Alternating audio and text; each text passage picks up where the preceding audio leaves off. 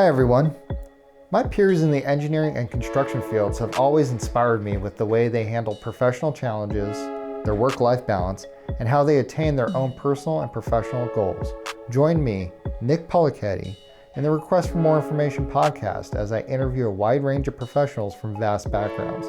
Their stories of failures, success, and triumphs will not only amaze you, but offer invaluable lessons for you to personally take into your own careers. My first episode is with Kevin Nguyen. Kevin has a fresh perspective on starting a career in engineering, and we talk about who he is and why he decided to pursue this path. We also discuss if college actually prepared him for the real world and what it was like transitioning from a student to an engineer. Kevin's also a musician, and we discuss how that brings a meaningful and fulfilling work-life balance to him. Kevin is a great guy, and his perspective on work, life, and future endeavors is truly inspirational. Stay tuned, and I hope you enjoy the podcast.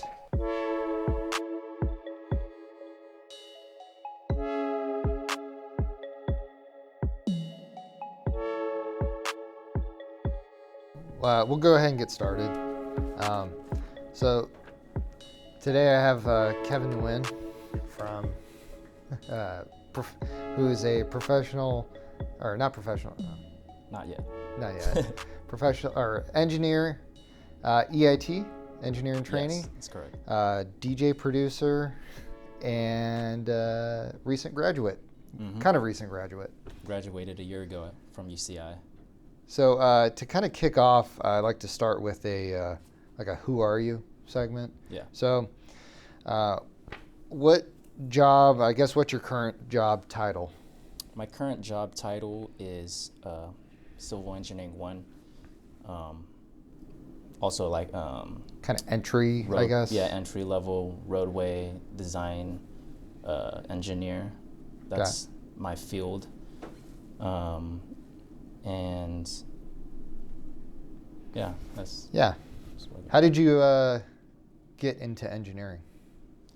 So when I was in high school, I was actually thinking of getting into like pharmacy, something in medical medicine field. But then after I took chemistry AP class, that sort of turned me off.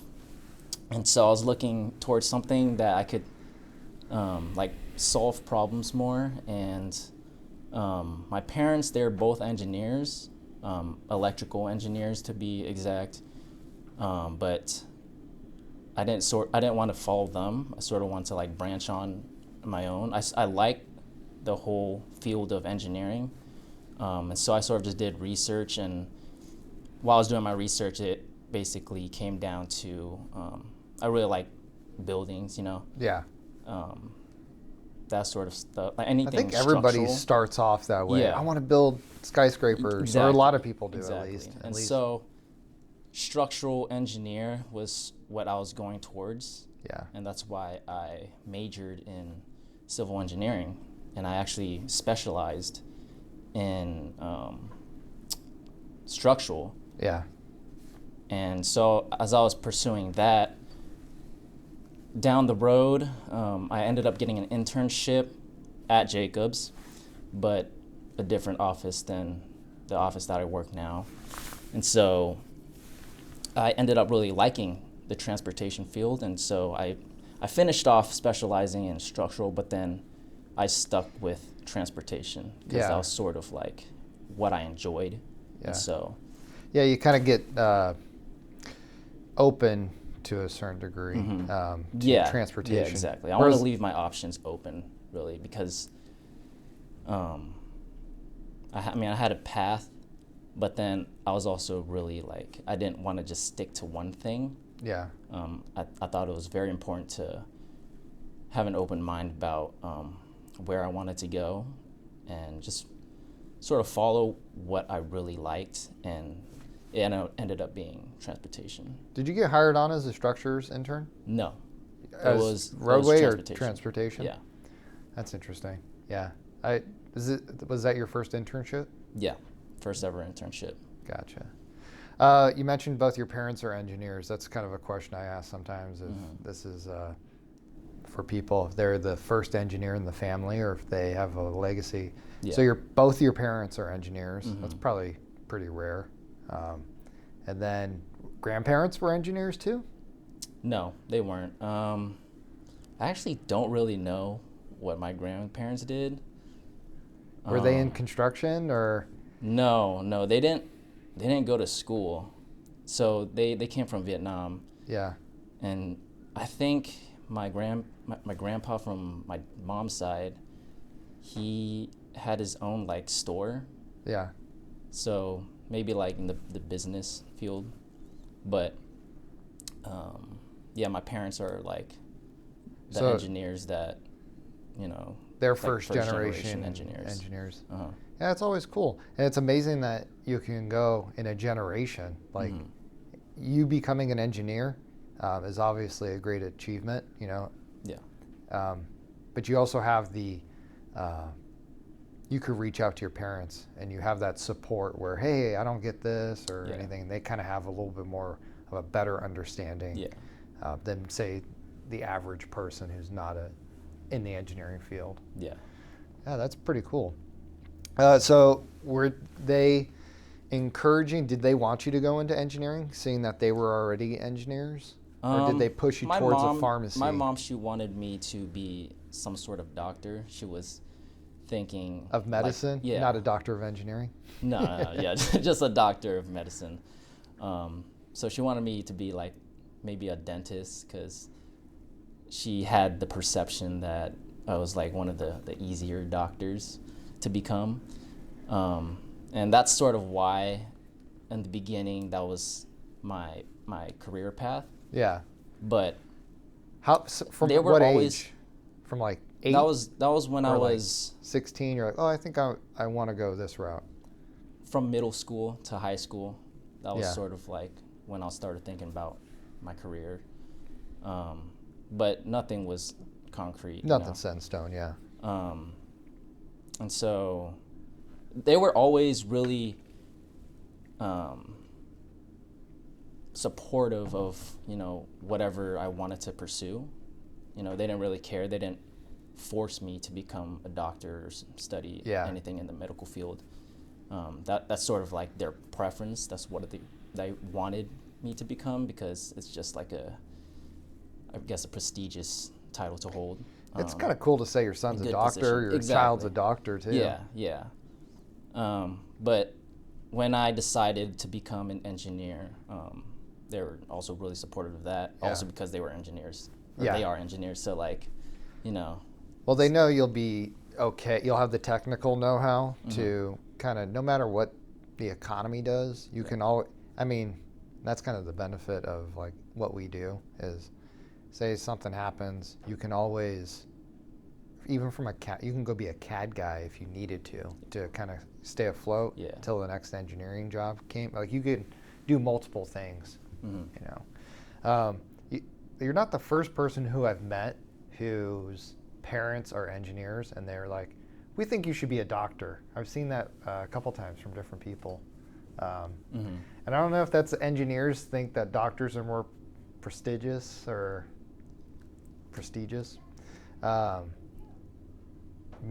don't know if it's necessarily like they're more prestigious, but it's just like a prestigious title to hold. It sounds cool to, I'm a doctor. Typically, like, I'm not trying to stereotype or anything, but a lot of Asian families, they try to push their children to become a doctor or an engineer. But, I guess a doctor would be more high up because typically you would have to go through more schooling, or at least required schooling. Yeah, that's right. To become, an official doctor and everything. So, yeah. Yeah, I could see that. Let's see what else. Here we go. A little more on the who are you. So, if you weren't doing engineering, what would you be doing? I would most likely be doing music, some sort of producer. So on the side, I produce my own music. Yeah. specifically hip hop and like rap type beats. Yeah. And I got that passion from my background in piano. I used to play the piano for 8-9 years, ever since I was in elementary school, all the way up until high school. That's when I quit because I just didn't like having to go to class. Yeah. Because there's piano lessons every Saturday. I'd spend 2 to 4 hours every weekend. Yeah. And as a kid, you don't want to be like pushed into things like that. It just felt like an extra class, that I had to take, and so Less free time. exactly, you just want to go outside and play or like play video games or whatever, just something other than Freedom. being forced. You want to have Exactly. the option of the freedom. And like I always had like this ear for music, and my mom saw that, and so I could see why she really pushed me and really encouraged me to stay playing piano. Whereas like my brother, he also played piano, but then she didn't really see that like talent. He in doesn't him, have not- the ear. He's a little tone deaf. Yeah, so like she didn't really care when he quit, but for me, she really like encouraged me to stay on for as long as I can. But like eventually I just didn't want to do it anymore, and also I got really busy with school because high school, that's when you have to start buckling down, worry about college and like other stuff. It is funny like that. You pick up things as a kid or as a teenager, and it could be sports or it could be music, and at a certain point in time, there's really good lessons to be learned from both discipline, just learning something new, hand-eye coordination, whatever it is. Yeah. So there's a lot to be learned from that, and then when it gets to a certain point, if you're not going to be a professional baseball star, if you're not going to be a professional musician, you do have to, it seems like at least, you have to step back in regards to whatever that is, and you already take all the lessons and the things that you've learned from it, and now you have to go apply it to somewhere else, be it school, high school stuff, or basically like a more college practical backup plan.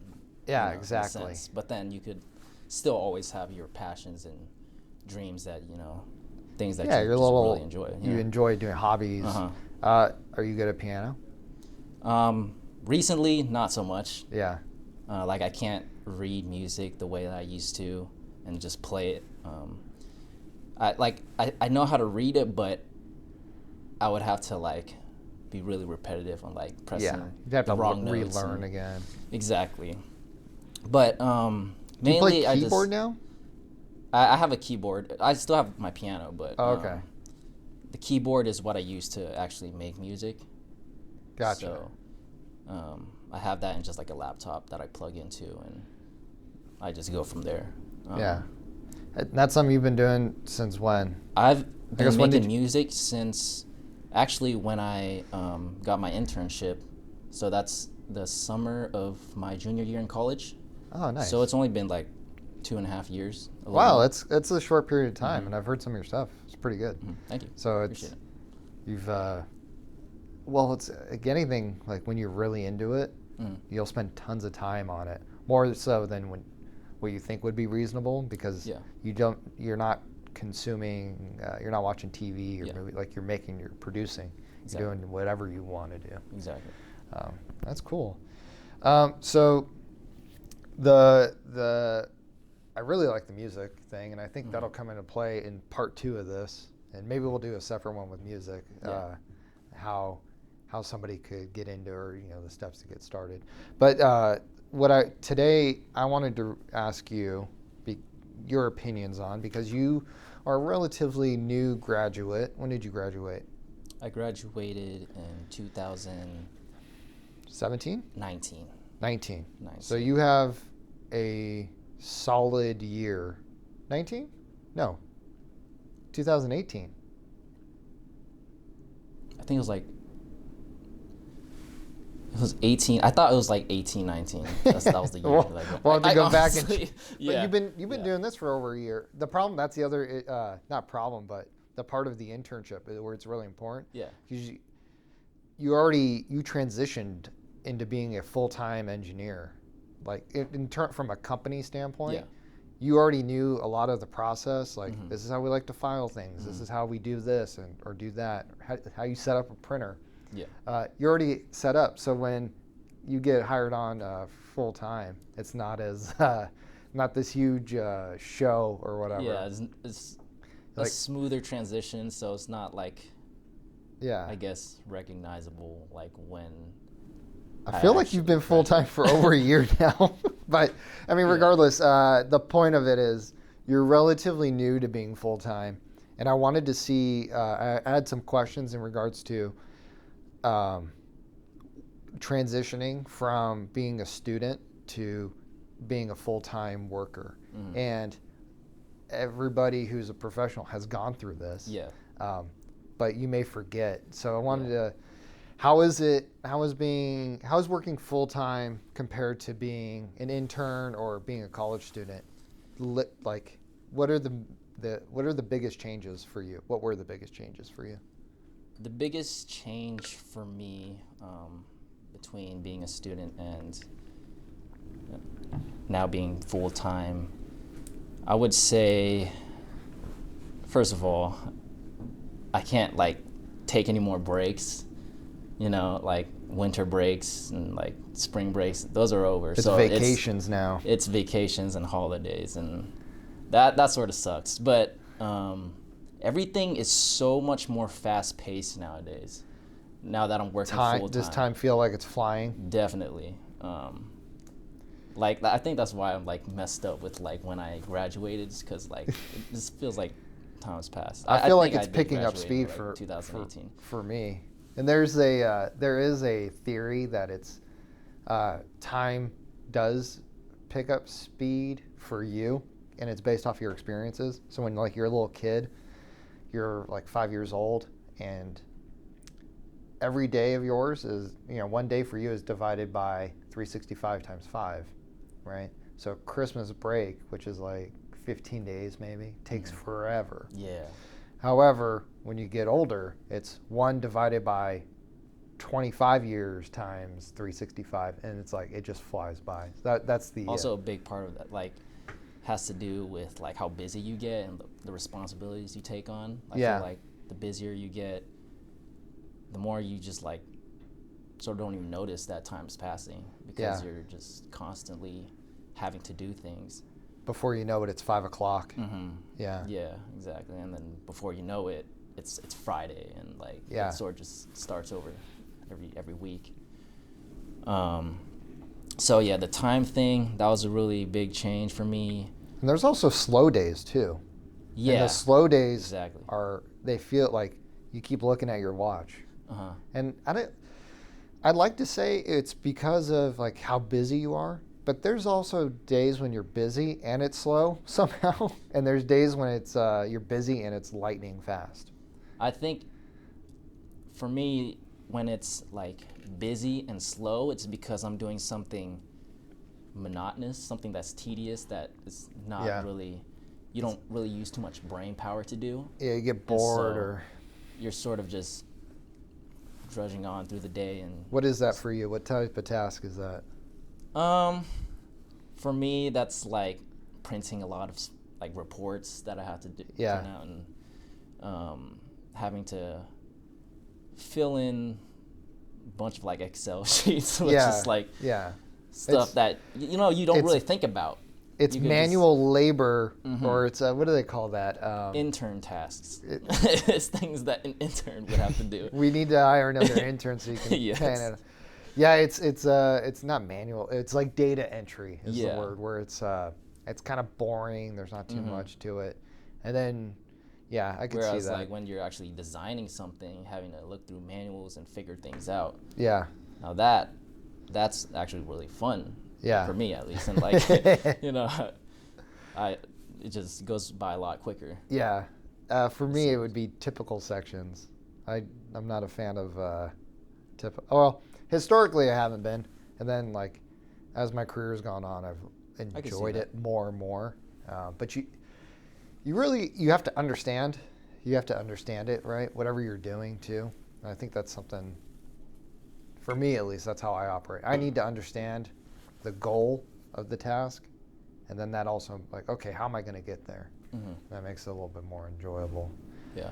But yeah, I could see the data entry stuff not being fun. But it's also, it's like, it has to get done. You're like, okay. Yeah. Yeah, it's just something that you have to do. Not everything could be a fun 3D design. Exactly. So, vacations, kind of, how's the working 40 hours a week? Has that gone like, man, I need to get up and like take a step away from the desk. I hate sitting for 40 hours. Yeah, for me, and I'm sure like everyone who works with me, they know that I like to, take a break every so often, go on a walk outside, just because I just don't want to be stuck at a desk for 9 hours straight. Yeah. I think you have to sort of give yourself a break and go around, talk to people. You're pretty good about balancing that. Yeah. I wouldn't say you do it too often or whatever. Yeah. But and you're better actually, than for me. I think it's necessary because I'm more efficient that way. Yeah. If I were to be stuck at a desk and I wasn't allowed to go out for walks or whatever, I feel like my brain would just sort of want to shut down automatically because it's just too much. There has to be that balance between work and sort of just breaks. Yeah, so you can go 100% for 40 minutes or 50 minutes, and then you're gonna need to take a little 10-minute break, reset, and then get back into it. Sort of recharging a battery or something. Kevin, the power lifter of engineering. I got a bunch of questions. So your first internship was roadway or transportation. Mm-hmm. Was that your first job? No. My first job was actually in the food industry. I worked at Chipotle as the line server. And that gave me skills to, on how to interact with people, how to talk to people and do service stuff. Showing up on time. Uh-huh. And it's funny because I used to be, I still am introverted. Yeah. So back then I would not want to talk to anyone. I would sort of keep to myself, and that's sort of just how I naturally was. And so once I got that job and started working, it really helped me open doors, and I found more confidence in myself to pursue things that I wanted to go after. It helped me just learn how to communicate with people better, and that is what I took from those jobs and carried it to where I work now. Well, you're given a reason to talk to somebody. Mm-hmm. That's not a selfish reason. You're not reaching out or talking to them because you need something from them. Yeah. It's they may need something from you. How can I help you or whatever, and it helps kickstart a conversation and give you a reason. How is engineering? Now that you've been working for a little bit, how has it met your expectations, or how has it been different from your expectations? What did you think was going to happen? So I have sort of two parts. One is from external people who have been working full time while I was still in school and I was doing my internship. Everyone told me, once you graduate, make sure you take time off because once you get into working full time, then that's it. You're gonna be stuck there. And so that part sort of it gave me the perception that, I'm gonna become part of the rat race, so to speak. Yeah. I won't have time for anything else but work. And then another part of me was I've been studying and doing school for 17 years Yeah. straight. And so I was ready. I wanted to start working immediately. I didn't want to have to worry about stressing about, quizzes and tests and projects and all that. I just wanted to buckle down and start making money, Yeah. and also gain actual real world experience. And so I was excited to work. I mean, I still like took time off to go on vacation because I did believe that once I graduate, I won't have any other breaks besides for holidays and time off. So those were sort of my expectations. But when I actually started working full time, maybe it's too soon. Like maybe I haven't gotten too many responsibilities or haven't been working long enough. But I've been really enjoying it, and like I never come into work thinking, oh, another day I have to sit at my desk for 9 hours, and I don't like count down the time. I sort of just get there, do my work, and I do it happily, and it's a passion thing too. Like I like civil engineering, and so it doesn't really feel like work. And I think everything is sort of like, if you think everything in like different perspectives, that could really change your mindset. So what I mean by that is like, I don't think, I have to go into work every day so that I can make money to live or whatever. Yeah. I think of it as I get to. Like, I have the opportunity to work at a Fortune 500 company. Yeah. And it's, it provides money and like food for me. And there's like other people in the world who like have to slave themselves and like working that are not in such a 2 full-time jobs or whatever. Yeah. And, like, you just have to feel grateful, I guess, and that helps me be happy. Yeah. Like where I work, and also I work with like a really great team. My managers are, really good. They help me learn whatever I have to learn. They're not like micromanaging, and I feel like I'm working with them and not like under them. And so that also plays into it's a looser atmosphere, maybe. Exactly. And I think that's like really important when when it comes to how happy are you in the workplace. That's the who you work with, I think, is a big one. And you'll, as you go through your career, if you stay within transportation, it's a very small field, and it's all the same players. And people will shift companies and other people will follow. So it's almost like teams switch companies in a way. Yeah. And it's just so small. You keep running into the same people, and people like to work with the same people. They already know whatever their particulars are. Hey, I have to go pick up my daughter from school on Tuesdays and Wednesdays, and everybody, you have to adapt and kind of be cool with it, because as long as the work's getting done, then there's really nothing to say. Yeah. And I think that whole shift is everything's kind of shifting in a way. Engineering and other workplaces too, where they have to be. How so? They have to be less formal, I guess. I feel like more like looser with time schedules. Like you can come in at 6 a.m. or you can come in at 9:30. Yeah. And as long as you're getting your work done, and we kind of, you do have to coordinate and you have to work with other people. So you can't come in at 3 p.m. So like, I'm working the night shift.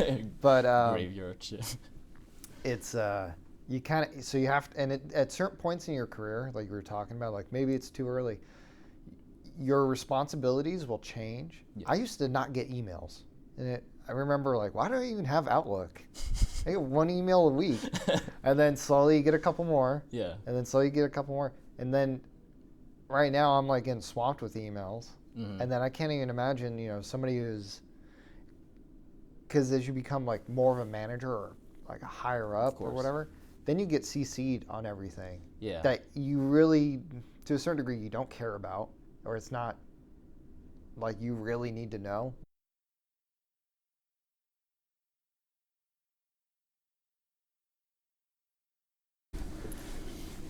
All right, so we're back after the small mishap. Just to kind of sum up, I think we were talking about continued education, I guess is what it would be, right? Yeah, and if I would want to go back to school someday.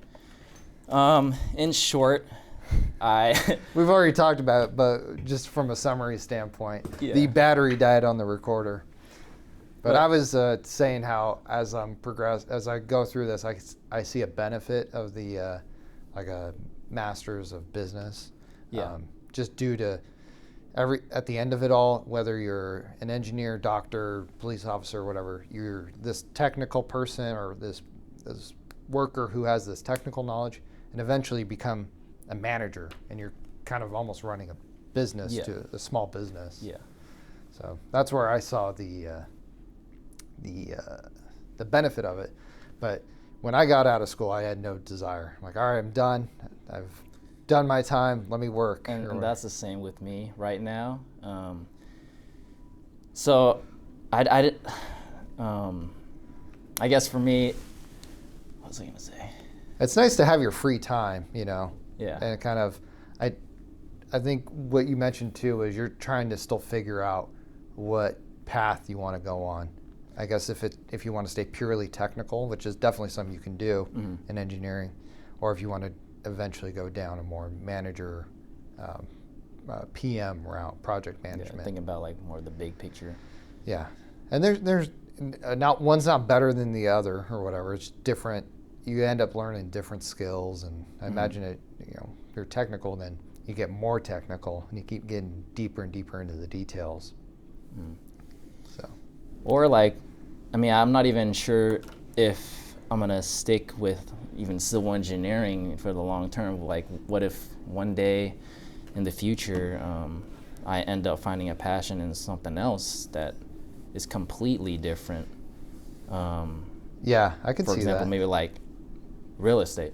You know? Like, what if I want to do that for the rest of my life later down the line? Then I might have to, not have to, but I might want to think about going back to school, learning like, you know, different skills and the financials behind kind of running your own business, be it real estate or what have you. Exactly. I can see that. And then after that we talked about kind of the financial freedom or getting paid actual salary, and how that's kind of changed your perspective on I guess the value of money, and also the freedom that it allows you to do. You mentioned you were a music producer, so you know, you can go out and buy almost, I would say to a degree, almost anything you want if you just wait a couple, you know, pay periods or whatever, you know. Yeah. What I was saying before was that now that I'm a little bit more mature and I've come to realize that, you know, I have a lot more responsibilities to take care of, I've become more mindful of how I spend my money. And so back then I used to, you know, try to save up, you know, my paychecks from period to pay period, and just buy like, I guess, useless things, as one might say, such as like shoes or clothes, and it's sort of like not necessary, but it's nowadays, kind of luxury items. Yeah, exactly. Now I try to minimize that as much as I can, and instead I would rather take my money and then sort of invest it rather than spend it on things. For example, I started putting my money into like a stock portfolio, and so I'm like now buying index funds. You're all into that now? Yeah. Not like not crazy, but like, yeah, I'm sort of just trying to. It's a hobby to a certain degree. Yeah, like a little side thing. It's add a little bit like at a time. So like, eventually, like a couple years down the road, I actually have like a substantial amount like inside of that portfolio, and like yeah, before you know it, you have like 10K, and especially that maybe with growth or whatever, maybe it goes to like 12. Yeah, that'd be cool. Have you seen like any growth since you've started? I actually have. So I started doing this last year. 2019. Yeah, 2019, and so far I've made a 20% gain. Dang. With the stock market. That's nice. That's just through index funds or ETFs? Mainly through index funds, but I also try to, I guess, like day trade, which is buying stocks and sort of selling it on like the same day.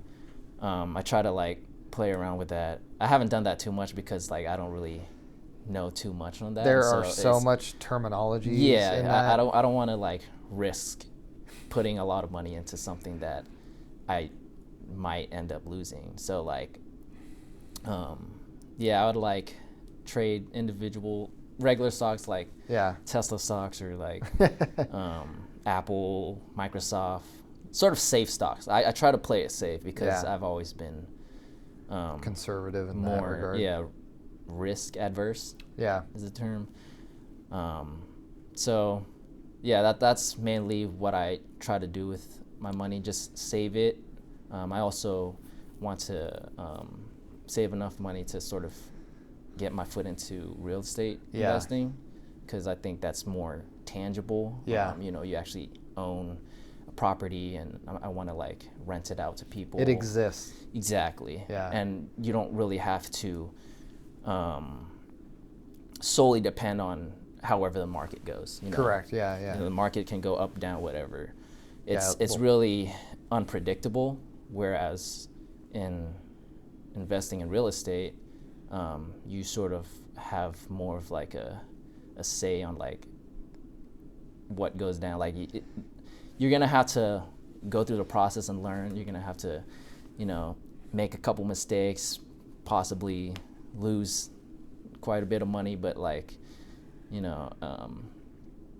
the more experience you have, and like the more mistakes you make and then learn from, I feel like investing in real estate is a pretty good way to get some passive income. Yeah, get passive income. It's really tough to do that starting out in Southern California too, because it's like the bar just to get into like to entry level homes. Mm-hmm. It's just so expensive. Exactly. That it's and you're playing against like people who have years of experience, and so like any deals that might be on the table are not good deals. Anything that's offered to you is not good, a sweet deal, because other people have already gotten it and exchanged it, right? Yeah. It's tough, but that's how you get started too. Exactly. How do you value your weekends now compared to like when you in school versus now, where I don't have to go to work on Saturday and Sunday? So in school, I would just spend my weekends just sort of lounging around and doing nothing, not having any responsibilities really, and just like hanging out with friends. Nowadays, I'd still do that, but definitely nowhere near as much, because just I have like so many more things that I have to take care of, like worrying about like doing chores around the house and running errands and stuff. I mainly try to save like a day. I usually do that on Sundays, chores. And then like Saturday, if I have time, I'll go out. But then I try to also put my time into what my passions are. Yeah. So like music. Recently, I've gotten into like painting. Oh, really? So like, painting's become like sort of like a little passion of mine that I've had ever since I went on my trip to France, which was like a couple months ago. Yeah. It was during the summer. And like I sort of got inspired by all that, and so I wanted to try that out, and so I've been spending a lot of time on that. I could show you a few of my paintings. Oh, like, nice. after Maybe this. I'll take a couple of photos, or you can Yeah, send me some photos. I yeah. can put them up. Yeah, you're a triple threat now: engineer, music producer, artiste. Yeah, exactly. Kind of, I guess, the music. Yeah, I've and, always been like really into like anything artsy. Yeah. I don't know. Just I like bringing out my creative side and sort of expressing myself in like different forms of art, whether it be music or painting. And, yeah. Do you enjoy not having homework now? That is my favorite part. Work I is done at 5. Yeah. Once I'm done with work, I don't have to take anything home with me. And that has been amazing because like once I get home, I could just focus on whatever I want to do. Yeah. Yes, I have to take care of stuff. Like sometimes I like cook for my family too. So like I have to take care of just other things that just being I an didn't adult. have to. Yeah, just adulting things. Yeah. But for the most part, I feel like I have so much more free time to just do whatever I want, and that has been like my favorite part about being done with school. Yeah, I think when I graduated, it was I would go talk to whoever I was working with. Hey, do you guys need anything else? Around 4:45, 5 o'clock. No, we're good. We'll see you tomorrow. All right, see ya. And it's like I don't have to talk to anybody or be responsible to anybody until 8 a.m. tomorrow. Yeah. Let's go see what kind of trouble I can get into. Uh-huh. And that could be like going out, hanging out with friends or whatever, going to Taco Tuesdays. Yeah. It really does open it where you may have had class on Tuesday nights or whatever. That like, oh yeah, I never did that. That was something I enjoyed. Yeah. Even like when I was in school, like during winter break, let's say, like I still wasn't fully relinquished from my like studying duties because I might have to come back and then now I have to like take like a final or midterm or something, like some sort of test. So even the breaks aren't breaks. Yeah, it's not really a break. Whereas now, like if I want to take time off, or like during a holiday, it's literally time for you to spend doing whatever you need not to do. work Yeah. or whatever. Uh-huh. Do you feel like school prepared you for work? Yeah, in a way. Not necessarily what I've learned because I basically forgot everything, which kind of sucks because I'm actually starting to take the PE. I'm going to take it this upcoming. Oh yeah, so you've had to study April. again. Yeah, I'm going to have to study. I started studying just this week. Yeah. So you got to get back into that. Yeah, so that's going to be a drag, but it's all right. It'll be worth it once I get my PE. Yeah. What was I saying before this? I was just asking if the classes, if you think that they prepared you, or in like, specifically, it's like, you took hydraulics classes, but you don't necessarily do hydraulics. Oh, yeah. But did you feel prepared to enter the engineering world? Yes. And then, in terms of like being able to communicate with people, being able to, just like the soft skills. Yeah. Really, not. That's like that's what's universal, right? Mm-hmm. Whether you were actually doing this or you became something else. Like all the presenting that you have to do, that really helps you with like if you need to do a presentation at work or like any public speaking, just communication with like your professors or whatever that helps you with like interviews or just talking with other people within the industry. That's what I've really gotten out of college.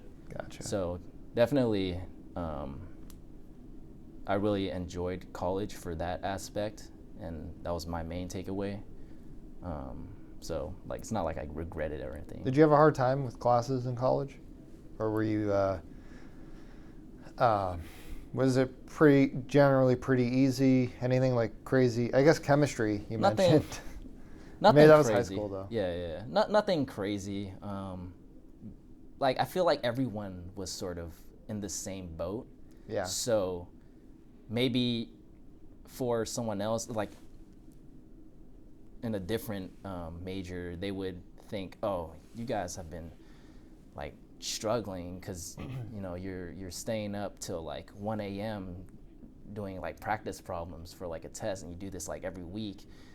But since it was like a sense of community where everyone was sort of struggling to understand, get work done, relatively it didn't feel that bad. Even though like now that I think back, like I had to sleep over like at school at the computer lab multiple times. There was this one school year that I was on campus basically 24/7. They should have not charged because you I rent. wanted to. Yeah. And that was terrible, but it didn't feel too bad at the time. Well, and everybody's going through it. Yeah. You're not, to a certain degree, you're like, all right, well, I'm not being singled out, or I'm having a hard time, but everybody else is having a hard time. So it's like, okay, it seems like it makes sense. Yeah. All the calculations are working out. Yeah, I like to compare that with like when you fail in a test, but everyone else failed. So like You're like, you I'm don't not feel that bad. bad. Like, oh, I got a D on this test. It's all right. Everyone else got like a D or D minus. So actually, I did pretty well. Yeah. Sort of like a curve thing. So everything's really relative. What do you think college did not prepare you for in terms of work? And it could be nothing too. It could be. I'm sure there are things, but. So I think it really depends on like how involved you were in college. If you made the most out of it and joined clubs or were part of like organizations to like. Were you part of ASCE? I was part of ASCE. Yeah. So like I was always part of some sort of community to like sort of achieve this one goal. And you have people that peers that you could reach out to if you needed help with some. And because I was more involved, and this was like my later years of college, like junior, senior year. First 2 years, I sort of was ostracized, or I was isolated from everyone because I didn't really care about making like lasting relationships and friendships and all that. So like once I actually was taking classes with people that I was seeing every day, like the classes for my major, it was like it built like a sense of community, and so I became more involved in like the clubs they were into, which for me was ASCE, and so because I was a part of that, I feel like I've gained most of the skills that I needed, like the soft skills that I needed to, make it through work. Yeah. I can't really think of anything right now, but I had a similar experience at college where those first 2 years, I think you're trying to figure out who you are outside of high school to a certain degree. Yeah. Like were a certain person in high school, and a lot of that times that could be sports or academics. And then you enter college and you're not necessarily that person. Like you're just going to college. Mm-hmm. And for me, I went to Cal State Fullerton, which was a commuter school. So not that many people lived on campus. So you'd come in, do your classwork, and get out. Like you weren't hanging out on campus. And it wasn't until I started getting into the engineering classes that I joined ASCE. And then you start living this campus, this college life. It didn't happen until the very end. And in the beginning, you're just kind of going in and then I worked at a pizza place. So I'd go to school from like 8 to 10:30 and then shoot over to the pizza place at 11. Yeah. You treat it differently. Mm-hmm. College was like work in a way. Like, let me get in, do my time, and get out. And then eventually, for me at least, and it sounds like for you too, you get more involved, and then it gets easier too. Even though it's getting harder, it gets more easier because it's more defined too. Once you get into your core curriculum or your major, right? Yeah, you start learning like, oh, this is the reason why I'm in college. Oh man, I remember when we were taking like Calculus 2 or whatever, or 150B, whatever they call it. Yeah. And we're doing integrations and derivatives, and like, okay, it's a bunch of squiggly lines, and I don't all right, I see what you're doing. And then we got into statics or mechanics and materials. And then we started talking about forces and Moments. how moments how that equation is that. Why didn't you guys say this from the get-go? I would have been paying way better attention. Yeah. Now you don't have like the fundamentals that you should have known, and you're like, why has this been important?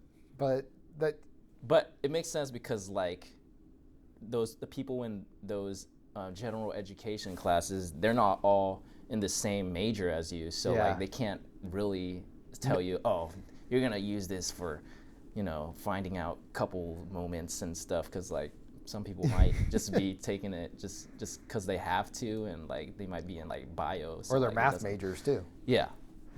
I guess it would be beneficial if the teacher was like, hey, if you're going to be in engineering, you'd be doing this. If you're going to be in biology, this is if from a forensic standpoint, this could be useful. I remember a couple of those things for the forensics, but I don't remember.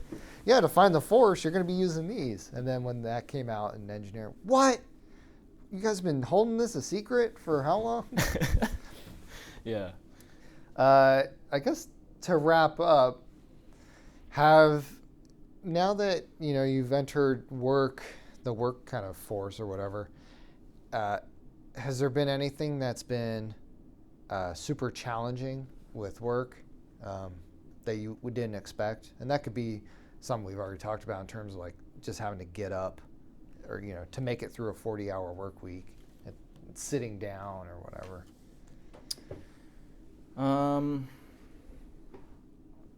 I never really.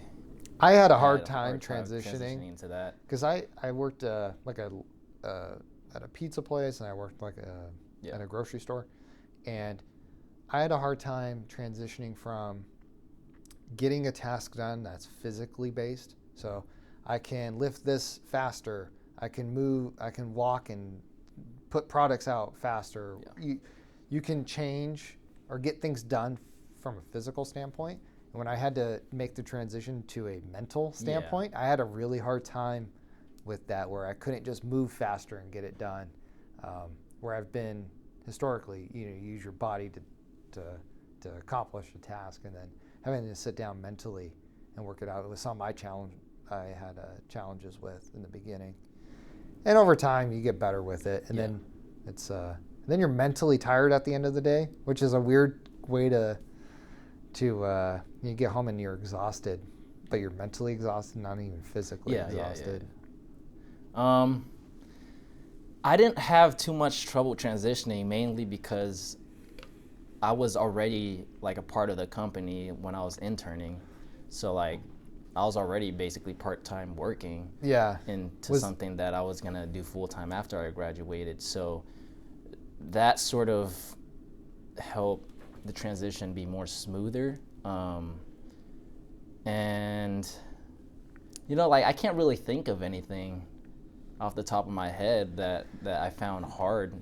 I actually found it way easier than when I was in school, because I'm not stressing out about things as much. Well, to a certain degree too, I think you find that it's not rocket science. Well, we don't do rocket science. And what I've seen is, generally speaking, you're trying to not recreate the wheel for multiple reasons. You're trying not to, and I'm not saying you copy, but you do have inspirations or references of other projects. So there's consistency, and you want to provide consistency for clients or whatever. And then there's less risk with, we've done this before, it worked out fine, we're going to do this again. And now you can do it faster because you already know the process. Yeah, exactly. You don't have to, like you said, reinvent the wheel. And so I from a challenging standpoint, I definitely see, well, there's just a lot to know. Like nothing we do is like crazy hard, I would say. Yeah. But you have to understand it, and maybe that's the hard part, is understanding it. And then once you understand it, then you just, you perform the task. Yeah. Hard part is probably just like knowing where to look for information that you need, and like knowing who to talk to sort of also get that information. That's why, like, for me, it's been pretty easy because I've always been the type of person to I like to solve problems. Yeah. And so I can sort of figure out how to get to my end goal if I sort of just broke things down to steps. Yeah. And, talk to people, and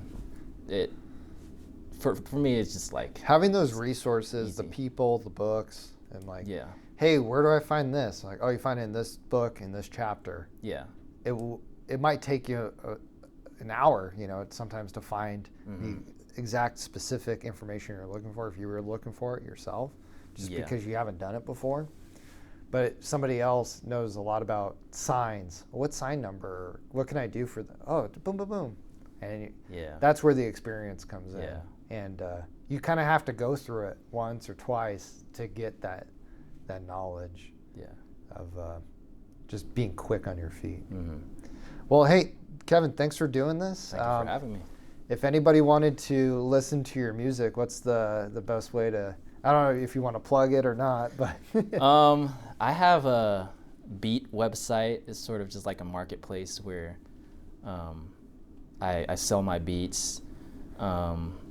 It's beatstars.com/SpookyJones, SpookyJones. Yeah. That's the website. I doubt. Are you on Spotify too? I'm also on Spotify. So I'm actually on multiple music platforms like Apple Music. Oh, okay. Well, you send me some links. I'll put them in the little show description. I could do that. That way, if anybody wants to see it. If anybody's interested, yeah. Kevin is also going to be responsible for the podcast music, so all credit goes to Kevin. And I'll have to add a little copyright thing. So don't anybody try and copy it. Exactly. All right. Hey, thanks again, Thank you for Kevin. having me.